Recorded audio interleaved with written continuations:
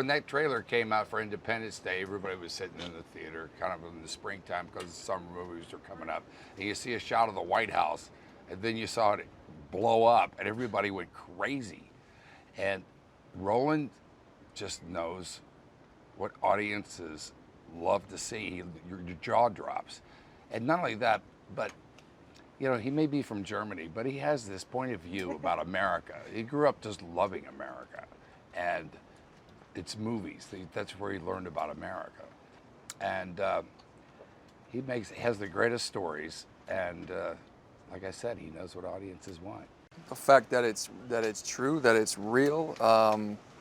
But yeah, you're right. Roland likes to take the ordinary man and put him in an extraordinary circumstance. And I think it's important to see it because it's a part of our history. It defines not only the United States of America, but it defines every country. I mean, it was a massive war. And there were many little battles in this war that are just as poignant, but this was a big one for the U.S. Navy. So I think it's not even just, speaking as a Britishman, I don't think it's just an American, it's just targeted to the American audience. I think, ignorant are those that forget the past. And I think, global history is all of our past. And, as we sit here in 2019 with all this divisive rhetoric from our politicians on these shores and on my shores, it's important that we remember the past. I approach this, and represent. I approach this as a pacifist, as a peaceful man. Someone who considers themselves a global child of the world. I've got a British passport and a London accent, but I feel the American soldiers, just like the Japanese soldiers, are as much my brothers, and we need to learn from the past and the history. We need to see why we have this luxury of privilege of relative peace that we live in, that means that we can argue with each other so much about politics and such, and be grateful for the sacrifices and bravery of the men that came before us.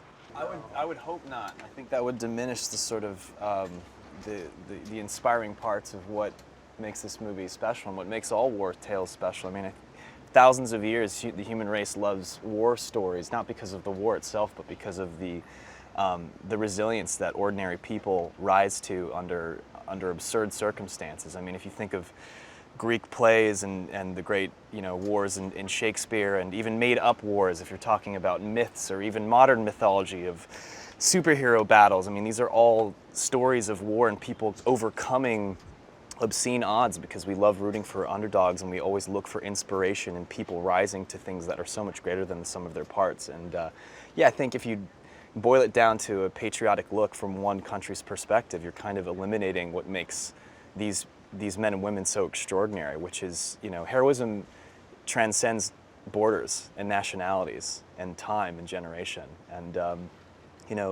heroism doesn't necessarily show itself for people in uniform. It's people at home that are showing grace and strength, and they're people who are, young men that are scared, that decide that they have something in themselves to do something better, or people in offices that have to make very difficult decisions. And these are all brilliant, ordinary people that are really trying to do best by the people they love and the things they care about. And so there's absolutely no specific country that pertains to. That's every person in the world so. Well, my father was in the Navy, which, interested me in the Navy, but I was also, it's a fascinating story because it is working with Roland Emmerich, of course, I wanted to work with him again. I worked with him in 2012, but I feel like it's such a great underdog story because the Japanese Navy they were just they were so strong even England couldn't beat them, no one could beat them. They dominated the sea at this time. And bless you, my friend. Thank you. Sorry. Yeah. Okay. And then, even though we had intel ahead of time about the fact that they were going to attack, we still would have lost that war if it wasn't for McCluskey following that destroyer out to the fleet, and then just, in the course of 5 minutes, or that battle rather, in the course of 5 minutes, that battle got turned around, we sunk their aircraft carriers, which was the main strength of the fleet, which hadn't, that wasn't the case in World War I. It was only in World War II that started to happen, where the aircraft carriers were the strongest part. And so that changed the course of the war. And so I think everybody, most people don't really know this history about Midway and the importance of the battle. So I feel like it'll be great for people to get a chance to see it. Yeah. I think 100%. I think what's kind of beautiful about the power of art is that we can kind of penetrate the hearts and minds and consciousness of the people in a way that these politicians in their dry suits with their party rhetoric is just, they just can't get through to the people, And what's beautiful about this is the kind of duality of the piece, in the sense that, yes, it's Roland Emmerich, so we have all of that epic expanse and adventure and scale. It's real Hollywood blockbuster stuff. But at the same time, it's, Wes and Roland were so preoccupied with being historically accurate.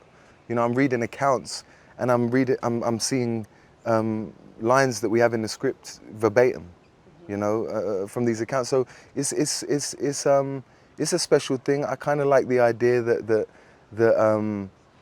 in history classes they could show this. I think I would have concentrated a lot more in history classes. They'd have shown a movie like Midway. So